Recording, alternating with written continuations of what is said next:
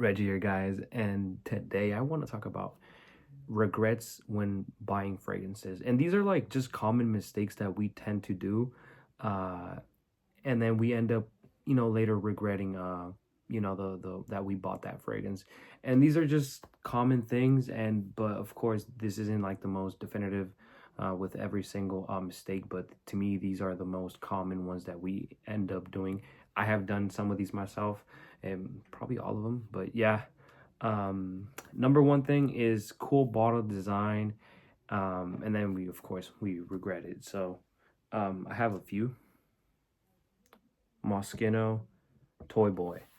It's not a bad fragrance. Um, it's not a really bad fragrance, but it's also not your typical type of really great fragrance that anyone that smells it is gonna like. It's a really cute looking bottle. Don't get me wrong, I love this bottle. And by the way, it's a shame that I dropped it and I literally broke that whole thing. And it does have, of course, the liquid, the perfume inside. But yeah, it's a shame, because it's one of my favorite looking, fragrance bottles out there. But yeah, and I do also have this one, which is Teriyaki Intense by Latafa.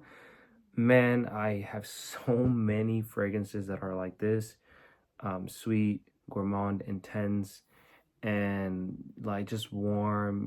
I have so many fragrances like this that I do not need anymore, and I probably won't even end up buying any more anytime soon. But yeah, just because of the snake, cool, looking bottle. But yeah, and there are just so many other fragrances that I do have that I have kind of commit that sin. But yeah, though, kind of sometimes, you end up regretting it, even after that it's kind of bad. But you're kind of left with like, okay, you know what, learned my lesson, I guess. But yeah, and then another thing that I do have here that is like a really big one, and it's the fragrance price drop impulsive type of buying. Sometimes when we see Macy's, when we see, I don't know, Sephora or even discounters, we see a fragrance that it's usually at this type of, solid price, right? And then as soon as we see like $10 or $15 drop, we're like, yeah, this is the time. And then we just end up buying a fragrance, and then we see that another one, because the whole internet, or your app knows exactly what you're interested, and it'll suggest like in the bottom like some other really similar type of fragrances, like scents you might like, and you see that also has like a really good discount. And then the next thing you know, you probably have like three or four fragrances in your cart, and then you're kind of like having second thoughts, and then you're like, okay, just this one, just this time, because it's got a discount. um yeah, like I said, if you want to buy fragrances like that, it's cool because you're taking advantage of that discount. But just know that sometimes you'll just buy fragrances out of impulsiveness, and it'll lead you to basically become a bad habit. And once it becomes a bad habit, your wallet's gonna be hurting. But yeah, and then the next thing I have here is buying a fragrance blindly, um, based off on first impressions of how you've smelled it. So one thing that people tend to do, and I have done this myself, I have went to like, Macy's and stuff like that to basically get samples of fragrances, and I've gotten the samples, and love at first sniff, right? That's a very common thing. We love the opening and we think that it's the most amazing fragrance in the planet, and then we buy it, and then as we're like kind of heading back home and stuff like that, we kind of have like, should I really have bought it? Is it really worth like 180 and stuff like that? And then you're kind of just like thinking, maybe I should have sprayed it like on more on my skin and to see how it develops. And that's one of the things that I do recommend you to do, is if you go to Macy's, when you go, get samples from every fragrance that you are interested in. And if you can, try to spray like one fragrance here and another one right here, maybe another one right here. And that way you kind of, and I know at some point you're just gonna be like, "Oh, which one's which," right? But try to keep a good like a good tracking of like the where you actually spray that type of scent. But yeah, that's one of the things that I've done, and it really helps out.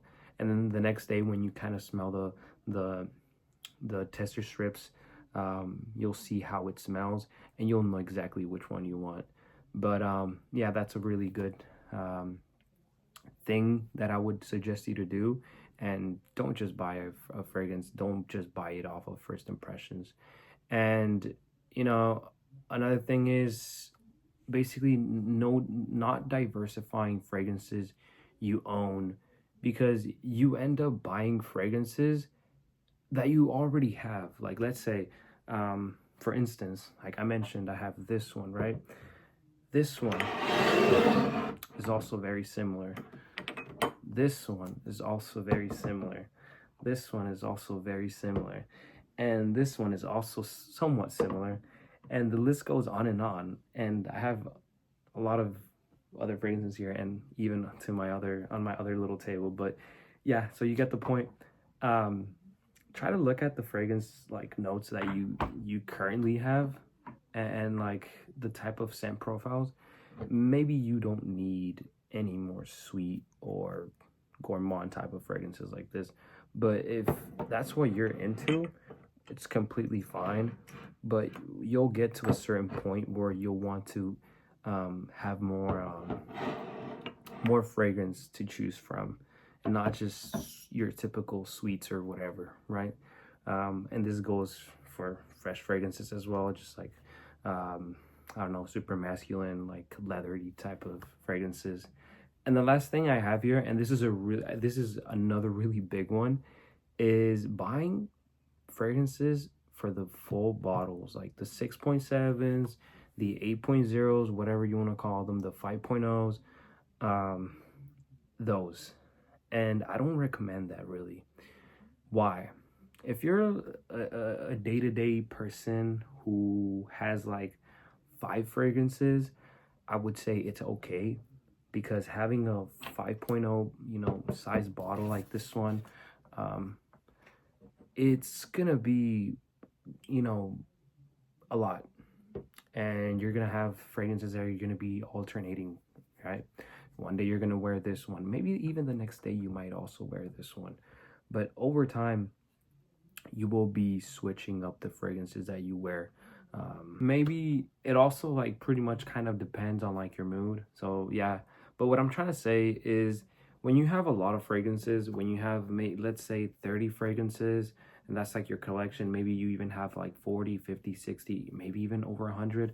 Um, to each their own, man, but you keep on buying those big size bottles, the only thing that you're gonna do is having fragrances go rancid, and they're just gonna go bad.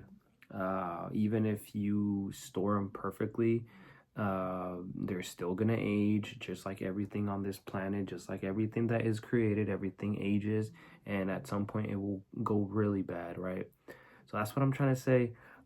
What I would suggest, if it's like a fragrance that you absolutely love, um, get like the big size or medium size, like your typical 3.0, 3.4, right? I would honestly suggest that. But if you love every single fragrance, then I would probably say just get the 1.7s or the 1.0s, um, because it may seem like the better deal is the biggest bottle, or the best for your buck could be the middle one, the medium size. But that's like another really big thing. And like I said, if you have a really big collection, I mean, if you have a lot of money, you don't care, you don't, maybe you even clicked off after that. But I would honestly suggest going for medium sized bottles. This one, for example, I think this is 2.0, I believe. 2 point, yeah, this is not the biggest bottle, it's not the medium one. But like, yeah, it's really good, like it's really good. And honestly, I'm kind of buying fragrances with not the biggest size, because like I said, I'll get to a point where I'll look at fragrances that I haven't even worn in months.